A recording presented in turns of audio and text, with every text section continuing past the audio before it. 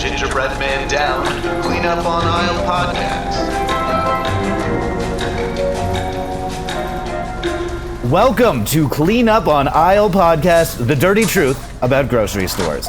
I'm your host, Jef Harmatz, alongside my other host, Adam Fligsten, and today we are joined by a very special guest, Mr. Tod Perry. Hello, Tod. Hello, it's a pleasure to be here. I didn't know the name of your show, and you said it, and I laughed. So I was like, okay, that's got to be good. You know, just at least for someone scrolling, trying to find a new show on iTunes, you know. Yeah, it still kind of makes me giggle. It's the right kind of dumb. Well, I think of it like when they say about the B-sharps on The Simpsons, where it's like, it should be very funny the first time you hear it, and then after you've heard it enough, you're just absolutely sick to death of it. We will be Beatles with an A. I once did a podcast only because the name was good. It was I did a couple seasons of a show called The Original Kings of Podcasting back in 2015 with my buddy Mark Chambers. And I just was like, I loved the idea of the title and I needed to get it out there before somebody else took it. Because I knew that, one day it was going to end up being, Joe Rogan, Adam Carolla, and Greg Fitzsimmons or something calling themselves that. So it was like we had to get there before they got to it. And then maybe one day someone would pay me for it, but it hasn't happened yet. Hold out hope. You're kind of, what do they call that? It's like website stalking or website sitting where you just kind of, I got CNBC.com. And when they want the website, they'll come for it. That would be a great idea, actually, just to sit on a whole bunch of potential podcast names. Just think of don't even think of good ones. Just think of really cheesy, bad ones that, you'd hear and go, oh, God. Then you go, okay, yeah, take that. Someone's going to jump on that. So, Tod, you're the first person that ever had me on a podcast. I am a radio professional now. I know you've been in and out of radio for years, but you used to run a podcast out of the garage of your old house, and you brought me on, and I was like flattered, and I learned a lot from doing that. I thought you were great from the moment you came on. It was really good. I think it was, I had a normal co-host, this guy, Buck Perez, which just judging by his name, that's comedy. And he was great on the show for a long time, and he kind of disappeared as a Buck Perez would do. And then Jef came in for a whole bunch of shows, and he was automatically just great and sat right in. It wasn't like a Curly to Shemp situation. It was more like a Joe Besser to Joe DeRita kind of transform. It was just like even, it was great. And I liked great company to be in. Yes. Oh yeah. No, I meant like a lateral move, not like any kind of big change, But I thought that those shows were great and some of my favorite, and I think we had a good thing going. So, but you had to move, so what was that? Yeah, well, I'm in Joshua Tree now, and I finally, it took me only 8 years of being out here, but I do finally have a remote podcast set up. So good. Here we go. I know that when we used to do the podcast out of your garage, and it was the Far Out podcast, right? I'm remembering that correctly.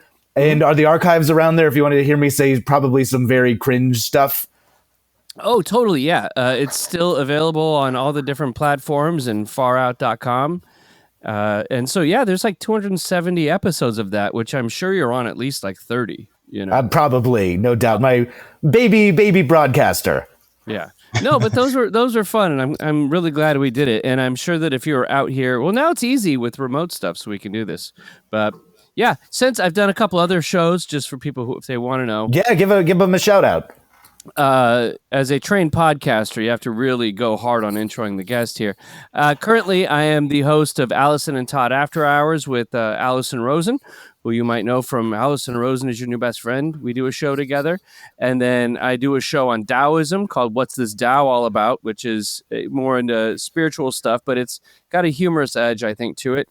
And I do a show called PR 360, where I talk to the best people in the comms and communications world once a week. And then I just finished a show called LA's Own Marineland, which was a documentary on a aquatic park. So I cast a wide net when it comes to material, I guess.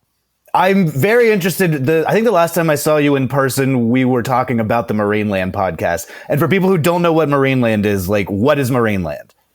What was Marineland? Sorry, let me get my tenses correct. No, it was a theme park in Palos Verdes, just south of Los Angeles on the cliffs, and like the most beautiful part of LA. And then it was closed down under nefarious circumstances when it was purchased by SeaWorld, and they stole the orcas in the middle of the night. So it's kind of a wild story. And I got to interview people who were like there when the orcas were thieved. And so it's like, it's one thing to steal a diamond. We'll get into all of the local stuff, but I'm dying to know, I think I got a little bit of a spoiler for this question. When we used to podcast in the garage of our old house in Lakewood, California, and I see you now, you're in your beautiful podcasting music studio that you've got at your new house in Long Beach. Very lovely. The old garage was a lot more cluttered. I hope that's fair to say. Yes. And you would insist on serving everybody that would come over to your garage to podcast. It was Bud Light Platinum. Yes. Is that just what you had around, or is that was that to sort of get everybody on the same page? Oh, there it is. Well, I think that I'm the one guy who's really championed Bud Light Platinum. Like when Bud Light Platinum came out, I thought I was just ahead of the curve and that the world was going to change with me. And then I was this kind of like alcoholic juggernaut, but like no one has got on the same page yet. But what it is like normally Bud Light sucks, right? But they add like 1% more alcohol, like 2% more alcohol. So it's a 6%er at 137 calories. So if you think about it this way, it's a low calorie, high buzz kind of drink. And it goes down smoothly. It has a nice flavor to it. And it also catches people off guard because they'll have two and they go, whoa, I didn't know they still made them anymore. So maybe you're keeping them afloat. I think so. Yeah, there's a place called the Chowder Barge in Wilmington, California, where they do serve it on tap, and so that's just a pleasure for me when I can have that experience. I'm sure next time I'm in town, please take me there. Yes, but anyway, yeah, no, I love Bud Light Platinum. It's like my drink. It's like Frank Sinatra when he was dead, they buried him with a thing of Jack. I think I'd like a 12-pack of Bud Light Platinum, and. What if everybody just sits at your graveside and tosses the empties in?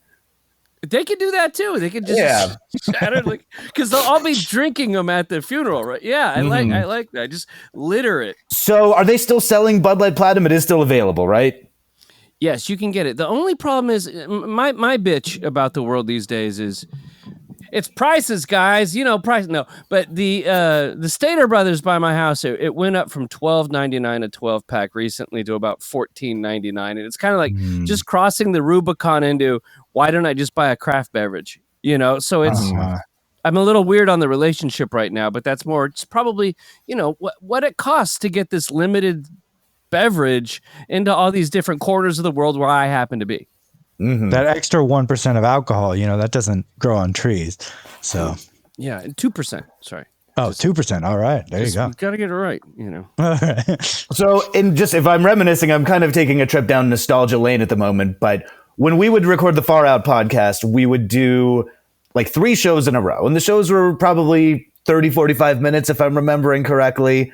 Mm-hmm. But you'd come in, you'd settle in Todd's garage, and have several Bud Light Platinums, probably smoking a huge amount of cigarettes. And you'd kind of leave feeling pretty turned around from the podcasting session. And it was also, if you were there when my podcast co-host Buck Perez was there, this may be a shocker, but he liked to smoke a lot of weed. And so Buck would have would have one going the whole time. And so usually by the end of the third show, he was like he was done, right? And then unfortunately sometimes he'd smoke out a guy that wasn't normally around or didn't normally smoke, and I don't like weed, so it was like it didn't affect me. But by the third show, the last 10 minutes is just me talking and and just nothing happening. But it would always be the second show out of all of it was good. Did you find that doing the Far Out podcast, maybe we were casting too much pod, or there was too much material to go over and you got tired after a while? Because we would do some marathon sessions. Absolutely. I'm ready for it. I do a 4-hour radio show every day these days. So I think you were just prepping me for what I've got in my future. I'm like, Todd, you made me the broadcaster I am today. So thank you for that. With your marathon platinum, Bud Light Platinum fueled sessions. some would call it grooming, but I'm glad that you take the really positive take on it. Yes. So I can't help but notice we are on video right now, and if you're just listening to this podcast, we'll have the video available, I assume, right, Adam? Yep, it'll be on YouTube. Okay. But you're not drinking a Bud Light Platinum today. No, I'm enjoying a Miller Lite. Just because, tastes great, less filling. But I enjoy these. This is like my weekday beverage. I'm trying to have some beer, but I'm trying to not be hungover the next day because I'm 48, and you just, you're old enough now. You guys are old enough now. You know the pain. Absolutely. We know it very well. So Bud Light Platinum is more of a Thursday night beer for me. Okay. We're this is, the second episode we've ever recorded, and I think we're both a little too nervous to be cracking the beer on the microphone at the moment. That might be coming down the line as we get a little bit more comfortable, but at the moment I had a glass of wine with dinner. So, well, as David Lee Roth would say, what, you guys got school tomorrow? You guys got school tomorrow? So, Todd, we were just talking about the beer prices at the grocery store. I know that you mentioned Stater Brothers. I want to get into how you shop, where you shop. You live in Long Beach, California. I would say some of the greatest grocery stores in the world are in Long Beach, are in Southern California. We're all in Southern California. We're all truly blessed to have these Southern California grocery stores. I guess I want to start by asking, how often do you shop? I do the shopping for my family. Because I often say I'm the first guy who worked from home, like I've been doing it for 10 years. And so we kind of settled into a thing where I do the grocery shopping. And I think a big reason of that is, I'm home so I can kind of make that trek. But then also it's like my wife is the kind of person that will figure out how to buy the $12 breast of chicken. Like you have all these different options. It was like my sister once said about her husband. He could go to the market and spend $300 on cheese and pepperoni. And you're like, what? So my wife would make a salad, and I'd come home and be like, this is a great salad. But now I do the cooking too. But I would go, this is a great salad. And then I do the math of all the different ingredients in said salad. And I'd be like, this is about a $68 salad that you just made here. Like, this is like, we could have gone to Nobu in Malibu and had the salad, but it was like the $9, special nuts, and then dried cranberries, and then some very special, kind of salad lettuce in there. And it's just like, we can't live like that. We're not the Kennedys. So, I kind of started taking over those kind of duties. Yeah. Before we get into that, so is you're splitting cooking duties with your wife? Is she giving you a list? Is she saying, my darling, this is what I would like to cook this week. Here is a list. Let me send you to the store with this. Or I don't know, how does that work in your household? I make all the decisions. I say, hey, I'm going. Do you need anything? And then I cook every meal. Like my wife has cooked like one meal in the last 10 years. And that's because I had COVID.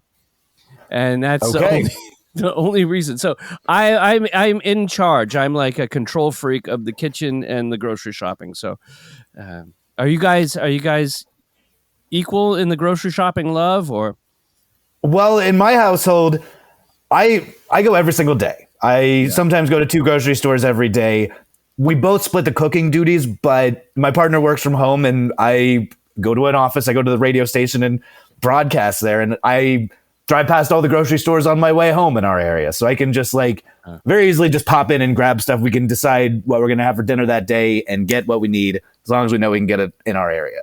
Right. Got it. I go as few times as possible. I will wait and eat everything in the fridge, and then finally reluctantly go. So opposite of Jef in many ways. I got this spoonful of baking soda left. I just got this little box. I can snack on that, or I guess I've got to go down to Safeway. Pretty much. I feel like the dynamic here is like Crossfire in 1999, where we have like Tucker Carlson and who's the other guy? Not Chris Hansen. That was the molestation guy. Who was the the blonde haired Chris Matthews. Chris Matthews. Chris Matthews, and they go back and forth. So we have the frequent shopper and the infrequent shopper. So you guys go back and forth, and you're like, I was in the store the other day, and then Adam goes, well, I wasn't in the store the other day, and let me tell you why. I've started to now go every Sunday now because we're researching stuff, and I need to check it out. So maybe this podcast will change my habits and acclimate me a little more to the grocery store. On the subject of research, my partner was at a unnamed grocery store. Well, maybe I'll say what it is. The Vaughn's in Yucca Valley. Oh. And there was nobody working there, and she had to wait. Like, the line was going back through the freezer section. And for today's podcast, which we're going to be talking about frozen pizzas, she was in line and just said, I can just take a bunch of pictures of all the frozen pizzas they've got and send them to Jef. I was going to say, with my frequent trips to Stater Brothers, which is my store right next to my house, I'm there so often that I developed relationships with all the employees in my local Stater Brothers. Like, there's one guy, Eddie, we're friends on Instagram. And this goes to what we were saying earlier. I would walk in and I'd see Eddie and he'd go, "What's up, Platinum?" I got the nickname Platinum for buying Bud Light Platinum every time I checked out. Or it was just always in my thing, you know. That's a good nickname. It sounds good. It sounds, proud. I could be a pimp. I've heard, and again, I have not fact checked this, so don't take this. We have Stater Brothers is where I shop as well. I understand that they might be union stores, if I understand correctly. Like, Stater Brothers is a union store, and I find that the people that are working at Stater Brothers are like much happier to be there than a lot of the other grocery store employees that I encounter. Not that I'm seeing a lot of bad grocery store employees, but at Stater Brothers, people are particularly chipper, and that's the store where I think you're most likely to get a nickname like Platinum. Thank you. I'm glad. That's insight that you get on the supermarket show. You know. Have you ever thought of doing like a M&M kind of thing? You know, to really live with the Platinum, or maybe clothing to just really embody it. Well, the M&M thing would require hair. I'd have to do that. But I think I have looked online to see if there's different types of promotional clothing I could wear for Bud Light Platinum. And I got to say, the pickings are slim. And then it's also is that going to fit? And I just have not found anything, because I felt that, if I showed up to a party with a Bud Light Platinum shirt, I mean, it might be really leaning into a brand, but, people might appreciate it or cringe. I don't know. It's like the Camel Bucks, where you would smoke a bunch of cigarettes and then be able to send away the box tops of the cigarette pack and get a beach towel that has Joe Camel on it. You got to get that. Send in your bottle caps to the Bud Light Platinum operation. Talk about, I don't think I'm that old, but when I was a little kid, we used to have those, those slot cars that go around the thing with the electricity in them. And there was two of them. And one of them was the camel car. It was literally a kid's toy. And it had a camel on it, and that one was faster than the other one. So we would all want the camel car. And I was like, no one cared in 1988 when Camel Cigarettes was putting their logos on kids' entertainment. Do you think it affected you in your cigarette choices later in life? Yeah, it did. Luckily, that's not happening these days. But yeah, I did enjoy a Camel Light back in the day. Or really, this really sucked because it came towards the end of my smoking days, was the Camel Crush, which is probably the greatest. People say bad things about capitalism, but only in the capitalist world are you going to get the Camel Crush, which was a normal cigarette, and then you hit this little magical orb in the filter. It's so satisfying to crack it. Yeah. Yeah. Oh my God. On a golf course, you got a couple drinks. Oh my God. Who's got the crushes? You're the belle of the ball if you had a pack of crushes, that's a compromise cigarette. I think that it was a bad normal cigarette and a bad menthol cigarette. And if you can't choose which one you want, take a look at the forecast. You smoke menthols in the summer, normal cigarettes in the winter. You don't need them in between. I never thought of the seasons of cigarettes. That's That's new. It was Newport pushing that, or No, an old girlfriend of mine said that summer is for menthols. So I adopted her little philosophy on that. keeper. Well, so you said that you shop about 4 times a week. Is that correct? Mm-hmm. And you are pretty consistently always going to Stater Brothers. I have a couple of different things I do. At the beginning of the month, when the paycheck comes, I go to Costco, and I don't know if that's within the parlance of your Absolutely. show. Oh yeah, it's in there. Okay. Yeah, I go to Costco and I do a big Costco run. I do a thorough check of the house. We do like that show Bar Rescue they used to have with Jake Tapper, where they'd invite everybody into the bar and they do like a stress test. Mm-hmm. I do the stress test on the house, what are the garbage bags looking like. I go through all this, and then I make a detailed list, and then I go to Costco, and there's a Red Robin right by there, so I go there and have a hazy IPA, and then I go into the Costco, because you got a little buzz on at Costco. You're gonna maybe I need to get 48 batteries. You make you maybe I wouldn't without the beer. So I'm inoculating myself against buyer's remorse. Awesome. I don't get to have drinks and shop enough. My local favorite tavern is across the street from a grocery outlet that I frequent a lot. So after brunch, sometimes we'll wander in, my partner and I, and even bring the dog, which you're not really supposed to do, and have had a few, and we'll make some fun purchases. It's fun to do that. So grocery outlet. Now Yes. that's another one. That would be my triumvirate.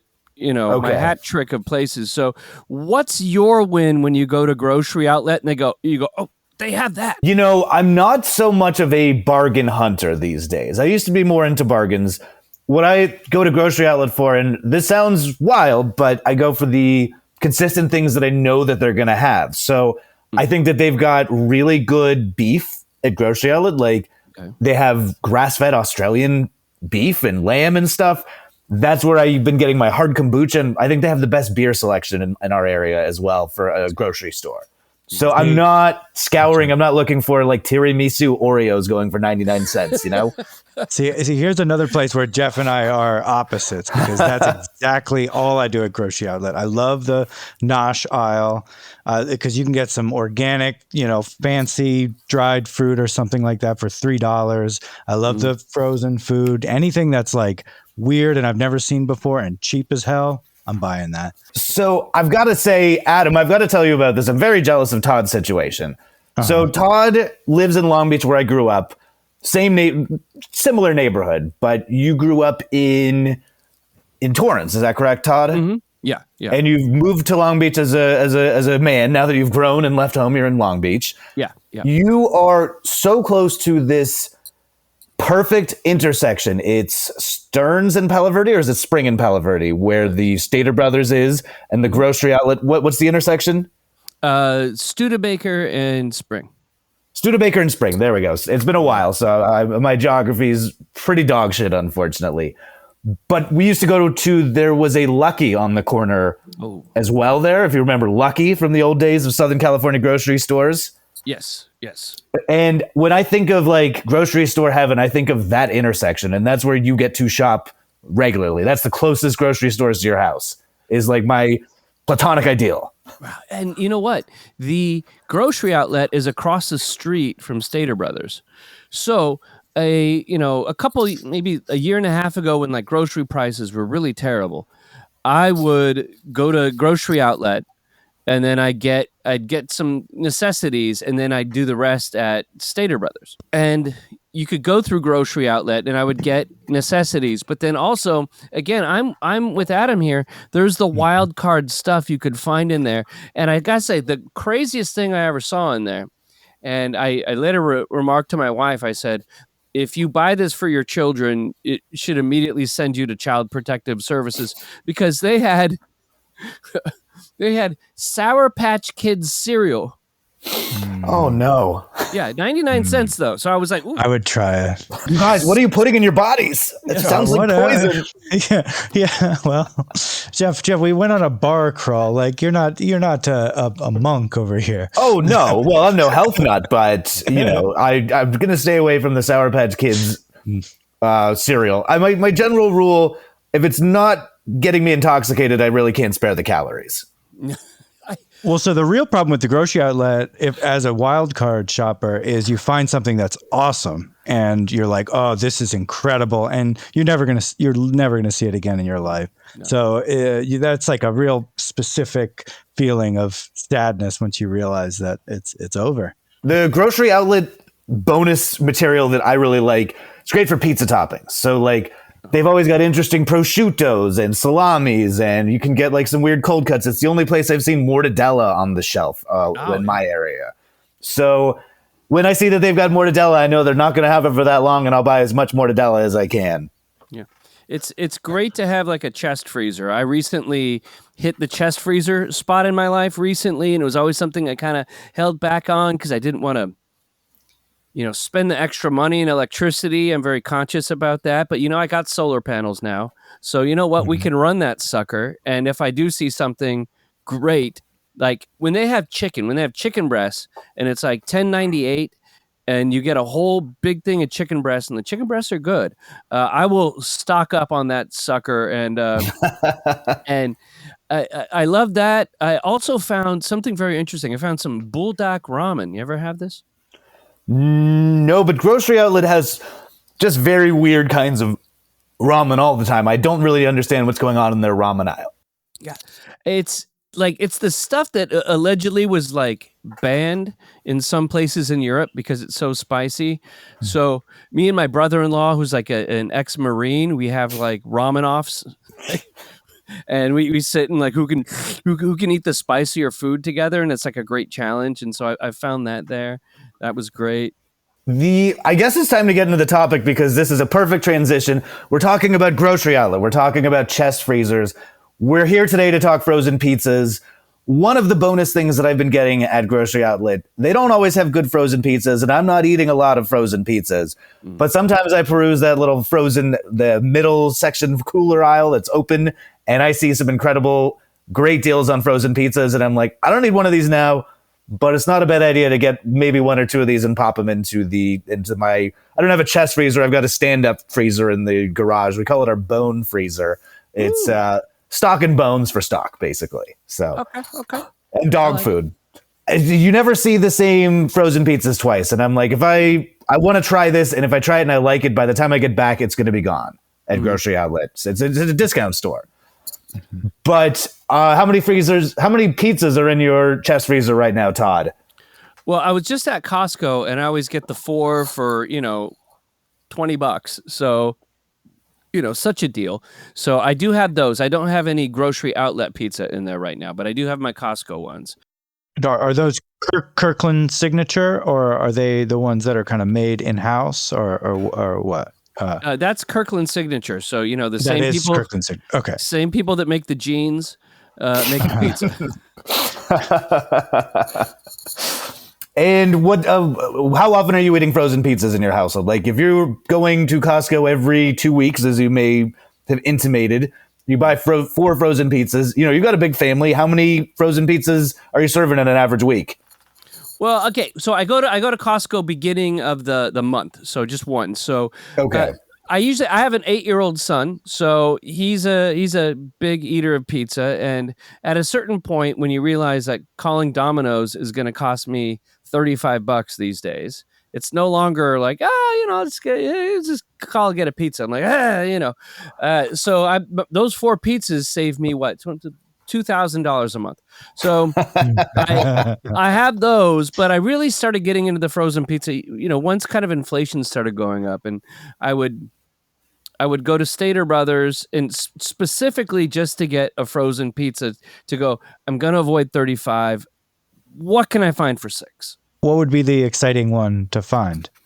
I think Tombstone always delivers, and it's always $6. Like, no matter what is happening in the economy around, it's like Arizona iced tea. Like it's always going to be $5.99 for a Tombstone, and it's not DiGiorno, which I don't know, what do you pay $11 for one of those or something, but it's almost as good, and kid doesn't know, and so I think that's just my sweet spot, because I'm going to save money. I'm not trying to be fancy. I'm not trying to impress anybody. So that is just, I'll look at everything though. I give everybody a shot. Do you think Tombstone has innovated over the years, or is it the same thing that you had when you were a kid? It does taste like the same thing I had as a kid, but I don't know, because, sometimes things get crappier as time goes on, but I think that one still has maintained. So I'm looking at my, I'm trying to see if there's any Tombstones. I'm not seeing any Tombstones that might be available in our area. Are you still buying Tombstones? Like, that is a going brand? Uh-huh. Oh yeah, definitely. Okay. See, I have been keeping an eye on something. I'm looking for my notes here, and I'm hearing that, so the company that makes Freshetta, do they also make Tombstone? Is that the Schwann's brand? That seems right. My partner sent me the Vaughn's pizza section, and I've been looking through the Stater Brothers section, and I didn't really see any Tombstone pizzas available. I feel like I do see them at my local discount store, where I'm also seeing Freshettas. I couldn't get to the bottom of whether Schwann's is still manufacturing frozen pizzas or not. They're very much manufacturing. They are still manufacturing. They supply 70% of schools with those square frozen pizzas that we ate. Wow! Yeah. All right. So Schwann's is they're like the big one. So my notes right now is that Schwann's has Freshettas, Tony's, and Red Baron. I'm not sure if they have not Tombstone. Got it. Yeah. Go Red ahead. Baron is definitely like right in the Tombstone. Right, it's right next to it. It's within $1 of the cost, and I think that actually, if you put a Tombstone or a Red Baron in front of me, I couldn't tell you the difference. I don't think I'd like both of them. I did fact check it. Tombstone is actually owned by Kraft, who does own DiGiorno. So Tombstone and DiGiorno would probably come out of the same factories, just different style. Do you think it's the same cheese, like the same Kraft cheese that I get when I'm buying like sliced cheese for like Mexican food, or if I'm making pizza at home on naan bread, which I like to do when I'm feeling fancy? Do you think it's the same cheese? Do you think they degrade the cheese a little bit just because there's so much put on there? Yeah, lower quality. They cut it with something. A little baby Baking laxative soda. in there? Yeah. Yeah, exactly. So you're a Tombstone man, though. Is that correct? So back into cocaine is what I'm. No.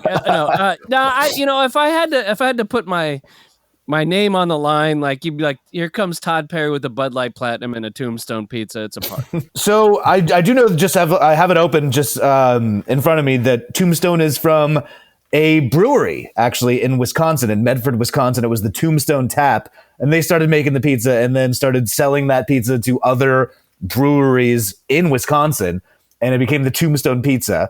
And they grew really big from 66. They started in 84. They were like $100 million in sales, and they got bought by Kraft in 86, I believe. That was like the Kraft pizza. Like Kraft was probably using all of their discount, like their cheese sweepings from the factory floor on the Tombstone pizzas for a long time, until DiGiorno hit the scene. So Wisconsin, by all accounts, is the frozen pizza capital of the world. And there's a famous TikTok that went viral about 2 years ago, where a guy is in a Wisconsin grocery store and he's filming the frozen pizza aisles, and it's 4 full-length aisles all the way around, just entirely frozen pizza, every type you could think of. Well, I think that, obviously when it's cold like that, you're gonna need to stock up on the pizza. You're not going out so much because it is freezing cold there. Also, like, I think it goes hand in hand. Like, if you ever see stories about alcoholism in America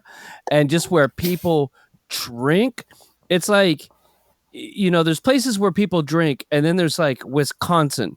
Like it's like the average person consumes like 5 times more alcohol. And I'm not even being like crazy or lying or being facetious or anything like that. Like, people I have friends from there, and they are complete alcoholics. Like, they are so drunk. Like, Midwestern drunk is different than Southern California drunk. It's like, because, maybe there it's more rural, or they come from some hardy German background. But like, it's not exactly Wisconsin, but I went to a Chicago Cubs game, in Chicago, and I was there with my wife, and I was like, holy shit, everyone here is fucking. Oh, can I? Yes. I was like, everyone here is completely off their ass. Like, everyone was wasted. There was a World Cup game after we went to the World Cup game. No one could stand. And it was like, everybody's getting on the train or whatever. But I was like, Sarah, I go to Raider games all the time. And those look like AA meetings compared to just like a Cubs baseball game. So there's Midwest drunk, which we can't fathom that. And imagine you had a piping hot frozen pizza as everybody was streaming down the sidewalk. You'd make bank. Or you go home and you Hasselhoff it. You lay on the floor. So, yeah, I mean, just digging into kind of the history and the origins of it, a lot of it is from Wisconsin, and it's a lot of Italian immigrants. Like, I have dates as back as like 50s, 60s is when the frozen pizza trend really started popping off. Is that looking correct? So there's a lot of dispute about the first frozen pizza, and multiple people claim to be the first, but nobody really knows for sure. One thing I want to point out is my favorite guy. His name is Sal di Piazza, so pizza with an A. And he was the guy who figured out how to make the pizza crust so when you reheat it, it's not like a soggy, bready kind of mush. So he's, we can thank Sal di Piazza for wonderful innovation. Do we know what that technology is? So he put some kind of, I think he might have like par baked it a little bit, but I think the real innovation was he put some kind of basically like thin tomato sauce that would like retain the moisture in some kind of a way. So, and then also had to do with a flash freezing process as well. So it's kind of all of that above. Yeah. Well, that's about when Walt Disney died, and I think that's when cryogenics was really starting to become a proper science. They had to preserve some heads and make some pizzas you could cook at home in your oven. So another thing I want to point out is, Little Caesars started in 1959, Domino's started in 1960, and then in 1962, we have Totino's, Tombstone, and Geno's. So basically, in a 4-year period, we have some of the biggest delivery pizza places and currently some of the biggest frozen pizzas all kicking off. So this was a wild time for pizza. Well, okay, can we talk about Totino's for a second? Yeah, absolutely. Okay, so they used to have, well, they still have it, but it was like that individual serving size, maybe a little bit like. You probably wouldn't split it with anybody, but like when you're a teenager, you'd have one of those and put it in the oven for 12 minutes, and it had the square pepperonis on it. Mm-hmm. And those were delicious. Those were amazingly delectable. Like I love those. My mom would always have them around the house. You could buy them for like 27 cents, and they were great. And I used to eat those all the time. And then recently, the cool thing about having a child is that you can buy a lot of like kids' food under the auspices of the kids going to eat it, but then you eat it, chicken nuggets or, and so I rebought this thinking, you know what, I'm going to pretend like it's for the kid, but I'm going to eat this swill. And then I realized the quality had degraded incredibly on the Totino's. It was something like just not enough sauce, or the sauce wasn't as robust, or maybe my system has changed and I just don't taste as well. I don't know. It was not as. It's got to be your system. I'm sure Totino's has used, a grade lower on all of their ingredients over the years, but you've grown up. You've gone to the fancy Italian restaurants like Buca di Beppo and Olive Garden. You know about pizza. You're worldly now. And the Totino's probably just isn't cutting it. You're not like coming home and, growing in a growth spurt and craving hormones. Got to get me some grease right now. I got to throw this Totino's in the microwave. I don't know if that's a positive change to grow out of that. But I will say the pizza rolls, though, the Totino's pizza rolls, which are fantastic. They used to be called Geno's pizza rolls, I remember. Now they just call them randomly Totino's, or that's what the advertising's trying to get me into. But those still taste great. And I used to really like, when I was a kid, getting those and then I would microwave them because I just didn't have the patience. They're too good to wait. And then it would be like flat diet soda, because my mom would buy like soda once every 6 months, and I have this like flat diet Coke in there, and somehow like just the melange of the flavors coming together was just fantastic. Just watching Blue Velvet and like eating that, it was just like life was great when I was 15. Adam, were you a pizza roll eater as a young person? I ate more bagel bites than anything. I ate a lot of those. That was the main pizza ingestion that I had in terms of little ones. Yeah. I never really, as a kid, I never got into the microwave or like the individual pizzas. I guess I'm going to make a wild statement. I've always thought that an individual pizza is worthless. It's bullshit. It's corny. It's for nobody. They say it's for just one, but I say it's for zero people. I do not like a personal pizza. If I'm not getting a big pizza with slices, I don't want to eat it. Bagel bites, get out of here. Totino's pizza rolls, no interest. The Mama Celeste. Remember the little square Mama Celeste personal pizzas? I'd go over to a friend of ours that everybody on this call knows, our friend Hank, and he would have those, and he'd just go to town on them, and I'd just take a bite of them, and I'm like, this is just not for me. Even as a little kid, I couldn't get into that kind of individual stuff. Well, there's no question about it. There is like a specific taste to all of those. It's different than Tombstone or DiGiorno or something like that. They have the flavor. I love it though. I think it's good. Yeah. Is it heavily like Italian seasoning blend in the sauce? Maybe that's what turns me off. I don't like that heavy oregano and like the garlic powder, like whatever that Italian seasoning blend that I think maybe sticks with those a little bit turns me way off. I'm just thinking with Adam being the bagel bites guy, like that's you're going down the highway to hell there, because there is nothing hotter than a bagel bite, because you have to heat it so much to get the bagel reasonable, and with that, and you murder the sauce, because that sauce gets so hot. There's no appropriate temperature for the bagel bite. It's either too cold because you waited too long, or molten lava. So you're a sadist. A masochist, not a sadist. Yeah, I mean, I have burned my mouth countless times on a bagel bite, but I'll just go back for more. They're delicious. They're so tiny, you just got to keep eating them. If you just pop one, you can't stop none. That's right. That's exactly right. I was just thinking, so if the bagel bite has its fans, has its fandom, I'm sure if you guys all met up together, it would be a weird confluence of people. Yeah, nobody ever thought to make the bagel full pizza. Like, what if you made a bagel that was like the size of a pizza, and then maybe you dropped the toppings all around it, or came up with some kind of false middle to it. And then if people like the bagel bite, then wouldn't they like the bagel full pizza? Sounds good. Would you? I worry that the bagel would scale up in terms of depth. That's my main concern. So it'd have to be kind of a flat bagel, but it sounds good. I would try it. You'd have to have a big boiler to get the good surface on the bagel. You got to be able to knock the bagel. Although I don't think the Bagel Bites Corporation is really trying to make classic New York style bagels. Don't slander the Bagel Bites Corporation. They work really hard. So since we're talking kid stuff, Adam, I know you've got I have a little bit of this, but it seems like you've got a lot. That Schwann's, who they do Red Baron and Freshetta, am I remembering that correctly? Mm-hmm. They're doing a lot of school pizzas. So do they have like the Wild Mike's brand, which is, I know, a frozen pizza that you can buy in stores, but they also do have in the grocery or the elementary schools in our area, Wild Mike's? I do not think Schwann's is Wild Mike's. Okay. So that might be the 30% that they're not supplying.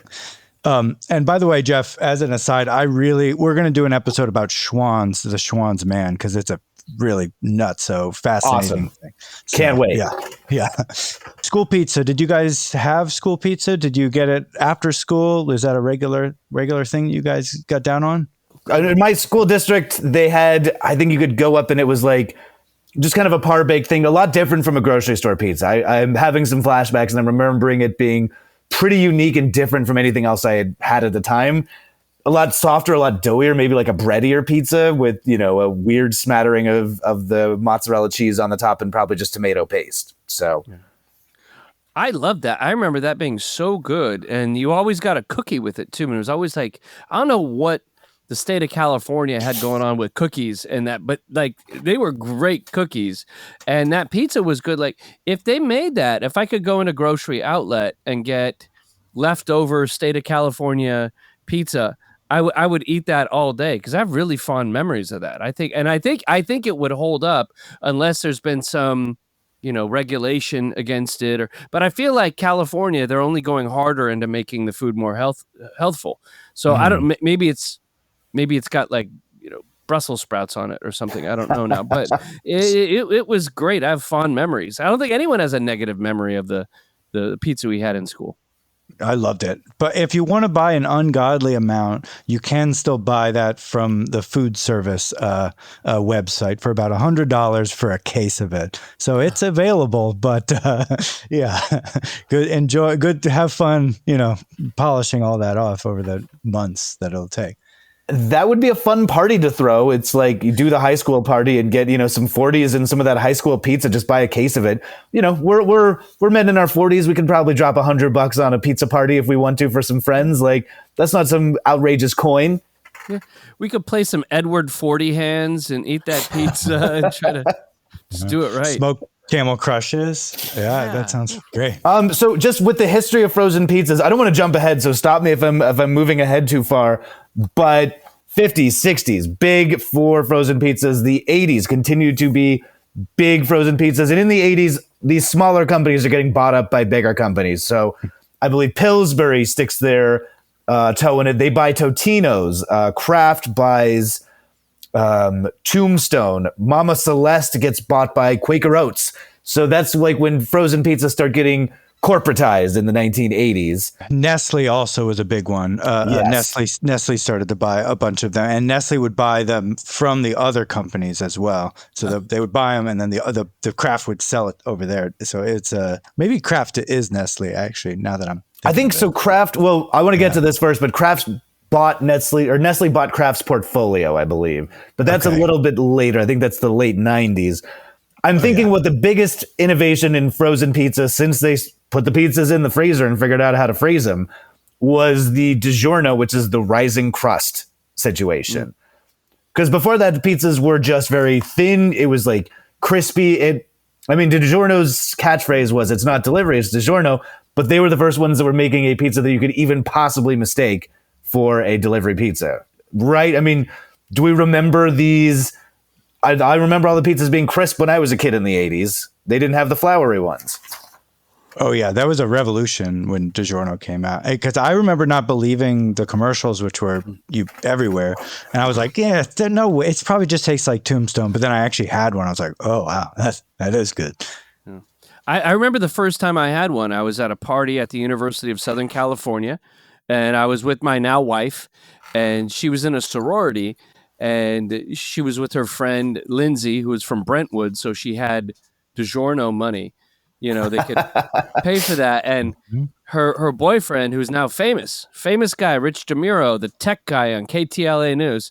And I was kind of drunk or something. And it was after a party. And they're like, would you like some pizza? I was like, yeah, you've got a DiGiorno. Like, what is this? Like, you have a Di Serono? No, we have a DiGiorno. And they brought that sucker out, and I was like, this is what I aspired to in life. This is how the Brentwood people are living right now. I loved it. And since then, but I always treat it like it's something special now. When I see it in the store, that's why, again, I was saying I avoid it and I go to the Tombstone because I'm trying to save money, but they probably also had Grey Poupon at that Brentwood. What a tactic to be like, I've got this brand new frozen pizza. You've never heard of it. You've got to come back to my dorm room and try this pizza. What a super tactic to go hook up with somebody. Like, absolutely brilliant, perfectly unhinged. There's a pizza type you've never ever seen before. It'll blow your mind. This pizza, incredible. So I want to go back in time for a little bit into the 70s.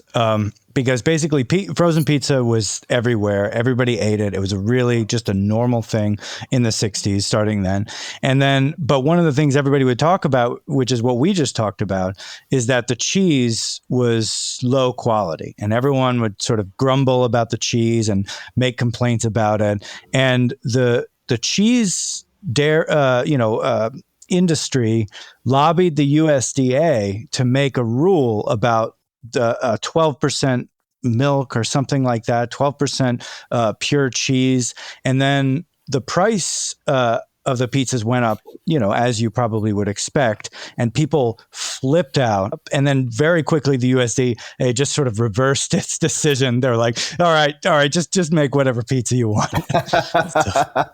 I will get to the California Pizza Kitchen stuff in a little bit, but something similar happened with California Pizza Kitchen, not so much on their frozen pizzas, but when they got bought by a bigger company, I think they got bought by the same company that owns Domino's, I believe. And it was the company that owned Pizza Hut. They got bought by Pepsi in the 90s, and they started skimping, using Pizza Hut cheese, the lesser quality stuff on the California Pizza Kitchen pizzas, which is in theory higher end.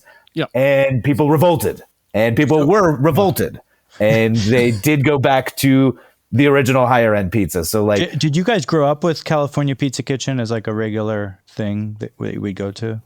For me, I think they had them in Orange County. I grew up in Long Beach, which is really on the cusp of Orange County. So I think you could get down there. I know it's an LA chain, but I don't know if they had them in Long Beach at the time, is what I'm saying. It was more likely I would have been to one in Orange County than have gone to Beverly Hills or West Hollywood to go to a California Pizza Kitchen. There was one in the South Bay in Torrance by where I grew up. And again, but that was fancy pants fare, to go to CPK. It was a high-end thing. They served wine there. I will say something. There was something at CPK I've never had anywhere else, and I absolutely love it. And it has a flavor that you can't find anywhere else. If there is, God, Lord, strike me down. And it's called tequila chicken fettuccine. Okay. It has a lime flavoring in it, and the Parmesan cheese and everything, and the tequila flavoring, which is not alcohol, but I don't know what it is, but it hits some part of my tongue that nothing else does, and I really enjoy it. But I don't know if anybody listening, hit me up on Twitter at Tod Perry. Tell me if you can find something else that comes close to the tequila chicken, because it's incredible. Well, you might be able to whip something up like that in the kitchen, though. I mean, it seems like you've got all the ingredients in your head, and I bet you could do a better job than they're doing over there at CPK in Lakewood. I'll tell you, I tried.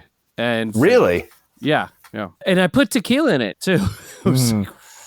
I tried to replicate, this is way off topic, but last night Adam and I were prepping for the show, and he was trying to call me, and I said, I'm in the middle of an extremely elaborate dinner.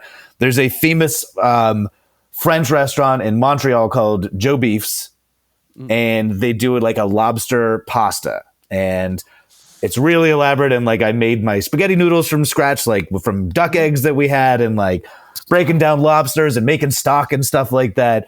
And it was really, really good. And we were I found the recipe for it. I wasn't winging it, of course, but it turned out pretty dope last night. Oh, Jef said, yeah, I'm making Joe's beef, what is it? Lobster. I'm making Joe's beef lobster pasta. And I was like, what are these words? It's so confusing to me. From Quebec. Well, it's the same as California Pizza Kitchen's tequila linguine pasta. Yeah. It's a lot of different things going on in that sentence. So the big innovation is this rising crust. I want to hit this. The DiGiorno innovates the rising crust, owned by Kraft. So Kraft's already got Tombstone, and then they invent DiGiorno, and it's the pizza that rich people are eating behind closed doors at frat parties. It's taken the world by storm. And I forget, it's Schwann's that says, well, we've got to take this leap in frozen pizza innovation as well. And they actually did corporate espionage to get the tactics behind the rising crust dough. Oh. Did you see anything about this, Adam? No, I didn't. This one's new. This one's new to me. So I believe when Freshetta came out, it was somebody defected from Kraft to Schwann's, and they brought over the tactics and the technique, which I don't think it's much more than like adding like some baking soda and like a little leavening agent. I'm sure that there's, they're getting back in the lab with Walt Disney's head and figuring out how to like flash freeze things. But there was like a big lawsuit, and it went on for many, many years. And it was eventually, I think the lawsuit began in the 90s and it didn't end until the 2000s, and like undisclosed settlement, of course. Wow. This sounds way more interesting than a Pop-Tarts movie. Somebody's got to do that. Pizza recipe thief, like a heist. Yeah, all right, I'm gonna be upfront. If I'm getting frozen pizza, I'm not doing anything lower than a DiGiorno's. Oh. Like, I feel like you can get them relatively cheap at the aforementioned grocery outlet, or they're very often on sale. I know some people who buy store brand version of the DiGiorno's style rising pizza, and they say it's not as good. And when they spend up on the DiGiorno's, they're like, I can taste the money. I can taste that extra $1.50 in the DiGiorno's. Jef also lights cigarettes with a $20 bill. So, no. I just the rising crust doesn't impress me that much. It's not. I like a thin crust, so I don't know. It's burning money. I'm burning that extra $4.50 when I could be doing what I really want to do when I'm leaving Stater Brothers, which is to buy 4 Fantasy 5 lotto tickets, and I can save that money, put it in the lotto, make a reasonable investment, and think about the future. But you're living for today, Jef. You're living for today. God bless you for that. I didn't know it was so wild to be doing the DiGiorno's, but that's where my head's at. So Jef, yes. If I'm being honest, when I would eat all these pizzas, I would also do the DiGiorno. I could taste the difference, and I would pay up a little bit for the DiGiorno. I like the rising crust. I like the it's got a good feel to it. No, see, you guys are all about dancing in the uncanny valley. You want to be in that weird spot right before delivery and do that instead of just paying for delivery, which I'm making a decision to be on one side economically. I'm going to accept all that because I'm there for the price, not necessarily for the quality. And you know what? So shoot me. You want to know exactly what you're getting. When you're eating a frozen pizza, you want it to be a frozen pizza. You don't want it to pretend it's something else. No, it's kind of like vegan food, right? Like if someone puts a bunch of like cucumber together and they go, "This is a vegan cheeseburger," and you're like, "No, that's not a cheeseburger at all." But if you said, "This is an amazing cucumber dish," I'm all in and I'm not disappointed and I love it. But when don't piss on my leg and tell me it's raining, vegans. Just make the most awesome vegan thing. Like, don't call it vegan buffalo wings when it's cauliflower with the buffalo sauce. Just say it's cauliflower with buffalo sauce. I'm all into that. I enjoy that. But if you tell me it's a buffalo wing, and I don't know, it's not quite a buffalo wing. So this is totally the thing with the DiGiorno's. They are unique and they do approximate your delivery pizza. They approximate what you're going to get from your Pizza Hut, your Domino's, but it ain't that thing. It's a totally different thing. That little end of crust is like pretty rock hard. It's pretty overly done. It's never as soft as like, a Domino's pizza crust. It's like, it's an upgrade, but it's not the same thing. It's no one's mistaking it actually for delivery, I think. Okay. So here's a weird one. I recently, I don't know, like 2 years ago from work, I got like a work bonus. And the work bonus was a gift certificate to a food delivery place. And what they do is they deliver you like specialty foods from around the country, right? So you can get a Junior's cheesecake from Brooklyn, right? And you just pay an exorbitant amount of money for it. Or you can get, some crawfish thing from Louisiana So they had these things and it was a whole box and it was these thick crust Chicago pizzas. And forgive me, I don't quite know the name because I was in Chicago and everyone was very drunk and I was very frightened. But in Chicago, it's called like Giordano's or something in Okay, Chicago. yes. That seems right. We've gotten some of those from Luminati's, the same type of deep dish frozen pizzas that you're talking exactly about. Yeah. And it was like, I've had it there. And it was fantastic. It was great. And then I got the frozen ones, and they were pretty good. It wasn't like $35 a pie good, right? But it $18, I'm all in. But it was interesting getting like they made this, send it out to the Californians, they won't know the difference kind of thing. But, you know what does hold up with the frozen versus the regular? Now I know, Jef, you lived in New York, so tell me if I'm wrong, but White Castle burgers, when you go to the frozen food section and they have the White Castles, it tastes just like a White Castle I've had in other parts of the country. It does. Again, we're a little off topic here, but I think that they absolutely approximate the White Castle in the freezer section, but they don't have the pickle, because I don't think you can freeze and then unfreeze the pickles. When you go to the White Castle in person, you're going to get a little pickle and some ketchup on the slider. Not so with the frozen burgers. That's the key difference. That's local knowledge. So on the subject of, and I want to get back to something, but talking about getting the Chicago pizzas frozen and shipped to you in California or wherever, there's a very new school hipster pizza restaurant in Bushwick, Brooklyn, called Roberta's. And they've been selling their pizzas frozen. I don't know if there's more than one of the Roberta's, but like even here in Yucca Valley, where I live in the high desert near Joshua Tree, we've got a high-end store that's got the pipeline from Brooklyn to the desert, and you can get those frozen Roberta pizzas, but they're really expensive. Have you gotten one yet? I have not, actually. I remember them being kind of outlandishly expensive. I mean, again, maybe for a nice dinner party, special occasion, or so you got friends over, that might be the reason to do it, but not on a random Tuesday. Did it hold up though? Because I've been in Brooklyn, and our friend Eddie took me to Roberta's, and my wife swears it's one of the best places she's ever eaten. Absolutely loved it, and I loved it. Does it hold up? I've never had the frozen. I can't justify it. I make pizzas. I've gotten really good at making pizzas at home. So this is the thing, like, what's the level at which you're spending so much on a frozen pizza? You might as well just be making it from scratch, or going to a restaurant and getting one takeout or whatever. And then I guess part two of my question, when I'm doing a DiGiorno at home, or if I'm getting a California Pizza Kitchen or some other brand, I might throw on some extra stuff. I might be like slicing some shishitos or getting my mandolin out, doing some shishitos, or doing some, oyster mushrooms on there. And I know that I want to throw them on 5 minutes before the timer says it's done. Not at the beginning, but wait a little bit. Or if I'm adding sauces, at what point, or do you guys customize your frozen pizzas at all? I usually do a little bit of garlic and olive oil, like chopped up, and I'll pour that near the end. I mean, depending on the pizza, if I know it's going to be a little on the dry side, then I'll do something like that. That's about it, though. Adam, what kind of pizzas are you getting? I know that you mostly eat vegan, and so I'm curious what options are available for you in the grocery store. So there's not that many. There's a Daya pizza that I used to eat a lot, but it's not good. I would say maybe it's the Tombstone version of a vegan pizza. It's fine.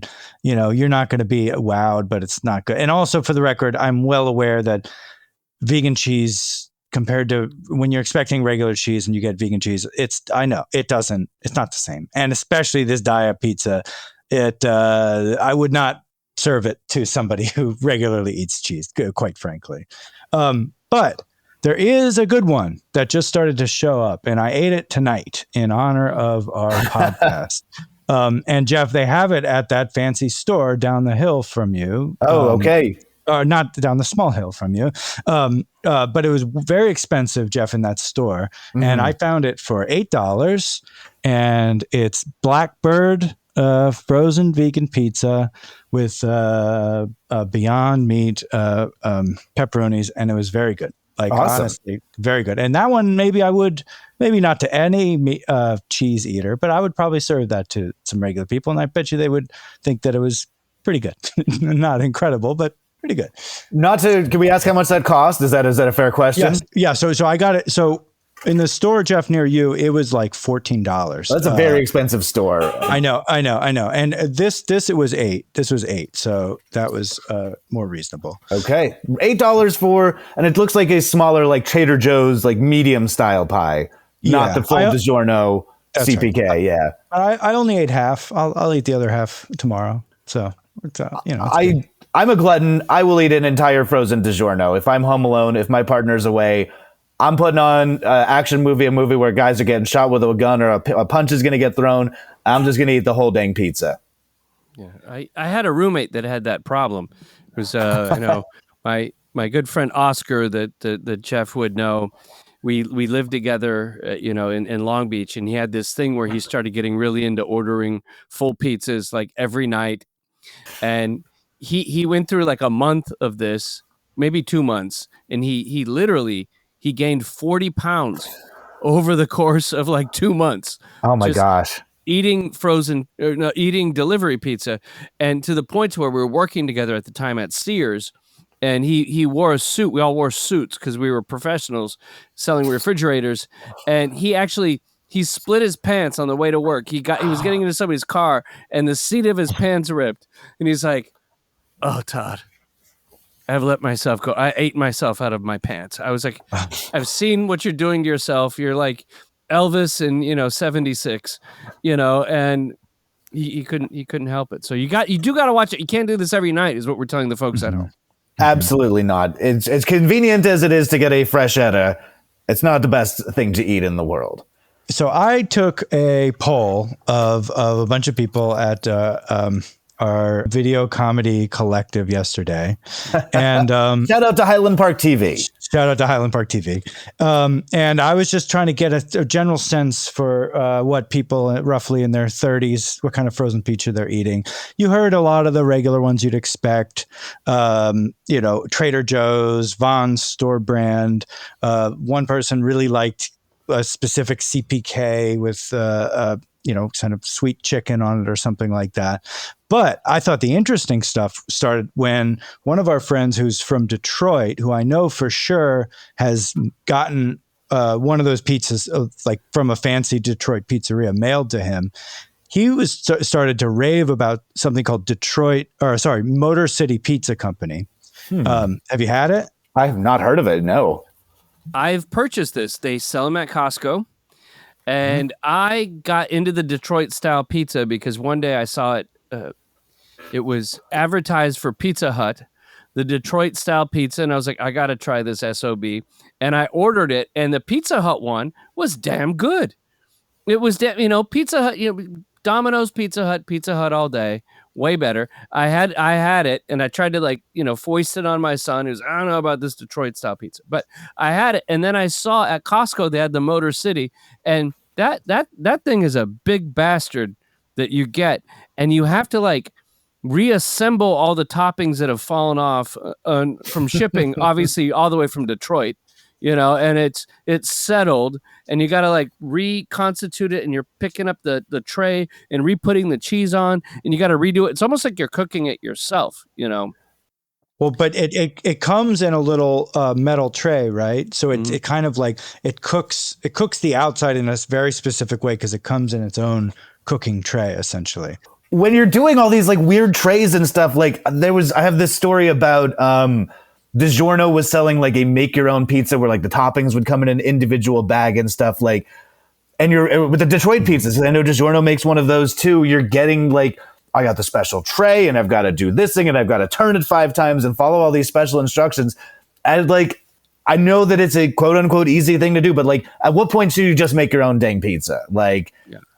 Jeff, making pizzas is easy for you, but you are then the 0.01% of the world where that can just kind of oh yeah, I'll just make pizza tonight, no big deal. Okay. I would say most people, the idea of stretching dough out and rolling is really stressful. I mean, yeah.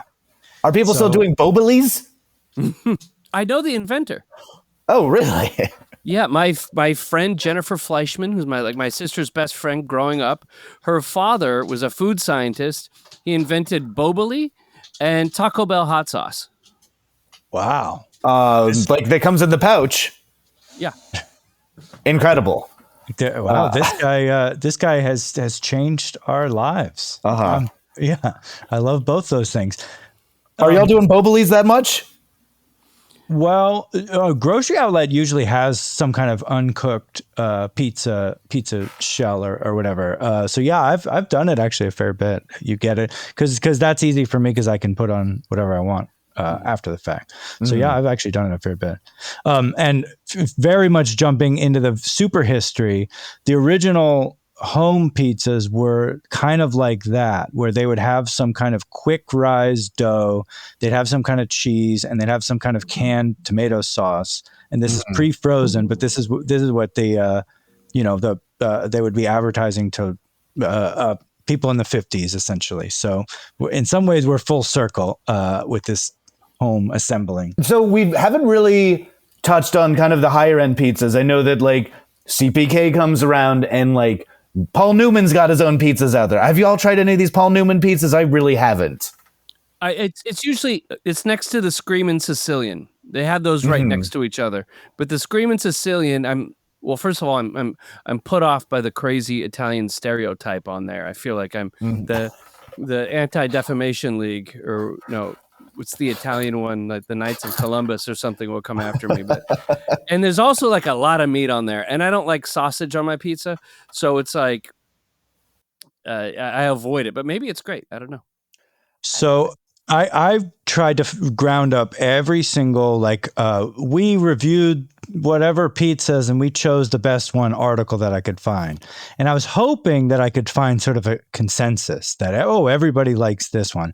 Unfortunately, every single company or every single media outlet went exactly opposite, and some people's number one was other people's number the last in the line. So it's very confusing, but a lot of people did like the Screamin' Sicilian, for the record. Wirecutter put it very, very highly as one of their favorites, so maybe it's good. No, I think it just speaks to like the great amount of choice that we're able to have, that there's a different type of pizza for every type of person and every different kind of decision they're making based on taste, based on economics. It's like, you have this time where people are talking about scarcity. You have, certain politicians that are going, we don't need 13 different types of deodorants, or you can only have 2 dolls, or whatever. All this stuff is happening in the world, but it's like, there's something great about the abundance of all these different options available for every type of need, and everybody likes a different type of pizza. And I think that's great. And that means you go to somebody's house and you're trying something new, and you can venture out if you like, or you could be really kind of a tight ass about stuff and just go Tombstone and Red Baron and be satisfied. Since we were talking about toppings, I will just say my toppings very quickly. I always get a supreme pizza. I like the frozen one. I want sausage and pepperoni and the bell peppers and the onions. And if it's got olives on it, not all of them do. I don't think DiGiorno does the olives. I will pick the olives off and throw them into the garbage can. Oh, no black olives on my pizza, please. Do you like olives at all whatsoever, or is that just a pizza thing? I don't like olives on my pizza. I don't think I like black olives. Again, I'm going to sound like a real fancy fuck here, but I like, I like green olives. I like martini olives. I like the Castelvetrano olives that have the pit in them. So I don't want, canned olives. Not for me. So if I'm ordering my pizza, if I'm ordering from one of the local places, I'm ordering from Mary's Pizza. I'm ordering from the Italian joint up the street. I like pepperoni and black olives. I like that. But I only get that on half the pizza because my wife doesn't like it and the kids like yuck. So I love olives. I'm into that. Bring them. Yeah, give them more from me. Yeah. Next time I get a frozen pizza, I'll pick off the black olives and I'll put them in a little envelope and I will mail them to you. And you can have all of my olives. Appreciate that. Thank you. I'm seeing a trend in frozen pizzas right now. This is very of the moment. This is current events in frozen pizzeria. They keep trying to shove more and more cheese into the pizzas. Have you all seen this at all? Just on that Detroit one. That Detroit one had a lot of cheese, but... So they were doing I know this is a Domino's innovation or a Pizza Hut innovation. The frozen or the stuffed crust has come to the frozen pizza aisle, and I've bought one or two from DiGiorno's. It doesn't, just as the crust isn't quite the same when you get it frozen and pull it out of your oven. The stuffed crust isn't quite the same. It's fun. It's pretty good. It's a nice approximation, but they have done a wild they've taken it maybe a step too far, where the whole pizza is stuffed, the entire crust has a layer of cheese in it. Oh boy. I think that's a DiGiorno innovation. I mean, that's Kraft. That's the dairy industry deciding that they want to get extra cheese into everything. That's like a Big Mac at that point. like the dairy industry. I've read about this. I don't have any documents in front of me about this, but they subsidize the cheese for certain grocery store brands to prop up the dairy industry and dairy farmers and cheese manufacturers. And I think when you see something that is like the DiGiorno that is like an entire layer of cheese throughout the entire crust, like that's too much. That's definitely like we're subsidizing some weird stuff here. No, that is no good. And that goes up to the people who say the crust is the best part of the pizza. Mm-hmm. You know these people? I've heard it. Yeah, and my stepmom used to always say that, and I'd eat the good part of the pizza and leave the crust, and she'd be like, the crust is the best part. And I was like, well, why don't we just have a whole crust pizza, right? We can forego all of the sauce and everything, and we'll just have crust, and you could just eat your crust. And no one would ever do that, but someone will tell you that that's the best part of the pizza. I don't buy it. Very good point. Isn't that garlic bread though? That's just the crust of the pizza, kind of. But garlic bread has a little more care, and it's got a lot more like they're putting butter and garlic and salt. I don't know. Crust is a lot blander, I would say. But there always is in the family that person goes, "I'll eat your crust." Mm-hmm. You know, that's good. I mean, that could be a kind of thing like if you're looking for compatibility in a marriage, like maybe someone's like, "I'll eat your crust," you know. I'm the crust eater. And Todd, I know you're a dad, or do you find yourself in the position of eating the crust of the kid? No, that just Okay. goes to the dog. Also, my stepmom once told me, and this I agree with, the bottom of the corn dog where it gets really crispy and it just like sticks to the stick. Mm-hmm. That's the best part of the corn dog. So if they actually just had bottom of the corn dog all the way up, I might. It's kind of like Pocky. It's like, and I would probably eat that. I'm with that. All right. Well, before we get to final thoughts on frozen pizza, I do have a tale of woe for y'all, and I was curious if anybody can relate to this. I used to go to the San Diego comic book convention every year. Back before it really blew up. I mean, this is like, late 90s, early 2000s. And before San Diego Comic-Con was the big thing. And I'd save all my money all summer long and go and try and spend it all on comic books. And we stayed in some weird places. We stayed in an abandoned house one year. I stayed on the Marine base, which was very strange. One year I slept in like a dorm with 3 Marines and like 7 comic book nerds who were just trying to find a free place to crash. And I never wanted to eat any food. I didn't want to spend any money because if I'm going out to a restaurant, I could be buying, a Preacher comic with this. What am I spending money on food here? I can eat better when I'm home. Yeah. So near the San Diego Convention Center in, I guess, the Gas Lamp District, whatever they call downtown San Diego, there's a Ralph's. And everybody said, we're all done. We're all going to go eat some Ralph's. And people were going to getting the hot chicken, the fried chicken or whatever. And I had the idea in my head to just buy a frozen pizza and eat it, like without cooking it. And I remember